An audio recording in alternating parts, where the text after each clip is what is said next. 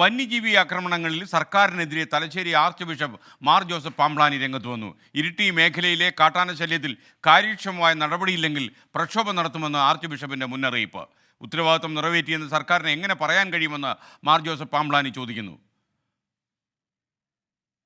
എന്ന് പറയുന്നത് 5 വർഷങ്ങൾക്ക് മുമ്പ് ഇവിടെ സോളാർ ഫെൻസിങ്ങിനുള്ള സംവിധാനങ്ങൾ രൂപപ്പെടുത്തിയതാണ്. എന്നാൽ ഒരു 10-200 മീറ്റർ സ്ഥലം സോളാർ ഫെൻസിങ് തകർന്നു പോയപ്പോൾ അത് പുനരുദ്ധരിക്കാൻ സർക്കാരിൻ്റെ പക്കൽ ഈ ജനം ആവലാതികളും സങ്കടങ്ങളുമായി ചെന്നതാണ്. ഇന്നേ വരെ അതിനൊരു പരിഹാരമുണ്ടായിട്ടില്ല.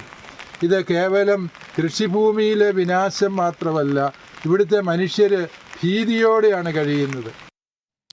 കണ്ണൂരിൽ നിന്നും സജോ ദേവസ്യ തത്സമയം ചേരുന്നു. Good morning Sajo Devasya gain. പറയൂ വിവരങ്ങൾ. മാർ ജോസഫ് പാംബ്ലാനി മറ്റെന്ത് കാര്യങ്ങളാണ് നമ്മോട് പറഞ്ഞത്?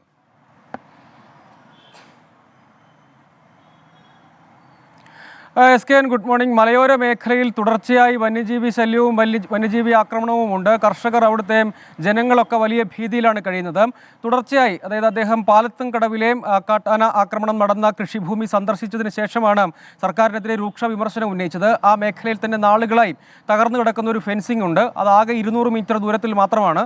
അതിനുവേണ്ടി പോലും തുടർച്ചയായി ആവശ്യങ്ങൾ ഉന്നയിച്ചിട്ടും അങ്ങനെ ഒരു 200 മീറ്ററിൻ്റെ കാര്യത്തിൽ പോലും ഒരു നടപടി ഉണ്ടാകുന്നില്ല. അങ്ങനെ ഇത്തരം കാര്യങ്ങളിൽ വന്യജീവി ശല്യ പ്രതിരോധം, അല്ലെങ്കിൽ ആളുകൾക്ക് സുരക്ഷ ഒരുക്കുന്ന കാര്യം, അങ്ങനെ ഫെൻസിംഗ് ഒരുക്കുന്നത്, അങ്ങനെ ഈ മലയോര മേഖലയിലെ വന്യജീവി ശല്യത്തിൽ യഥാർത്ഥത്തിൽ പ്രതിരോധ സംവിധാനങ്ങൾ ഒരുക്കുന്നതിന്, കർഷകർക്ക് സുരക്ഷ ഉറപ്പാക്കുന്നതിനൊക്കെ തുടർച്ചയായ നടപടികൾ ആവശ്യമുണ്ട്. ഇക്കാര്യത്തിൽ വനം വകുപ്പും സർക്കാരും ഒക്കെ തുടർച്ചയായി വീഴ്ച വരുത്തുകയാണ്. കർഷകരെ ഇങ്ങനെ ആശങ്കയുടെ നിഴലിലാക്കിയിട്ട് അവർക്ക് സംരക്ഷണം ഉറപ്പാക്കി എന്ന് എങ്ങനെ പറയാൻ കഴിയും എന്ന് ആർച്ച് ബിഷപ്പ് ചോദിക്കുകയാണ്. അങ്ങനെയെങ്കിൽ ആ ഉത്തരവാദിത്വം നിറവേറ്റിയെന്ന് എങ്ങനെ പറയാൻ കഴിയും എന്ന വിമർശനം അദ്ദേഹം ഉന്നയിക്കുന്നു. തുടർച്ചയായ ആവശ്യങ്ങളൊക്കെ വനം വകുപ്പിൻ്റെ ശ്രദ്ധയിൽ, വനം വകുപ്പ് മന്ത്രിയുടെ തന്നെ ശ്രദ്ധയിൽ നിവേദനങ്ങളായി ഒക്കെ പെടുത്താറുണ്ട്. പക്ഷേ അതൊക്കെ ബദിരകർണങ്ങളിൽ പതിച്ചു എന്നത് ആണ് ഇപ്പോൾ അവസ്ഥയുള്ളത്. ഇങ്ങനെ മലയോര മേഖലയിൽ വ്യാപകമായി ഇത്തരം പ്രശ്നങ്ങൾ ഉണ്ടാകുന്നു.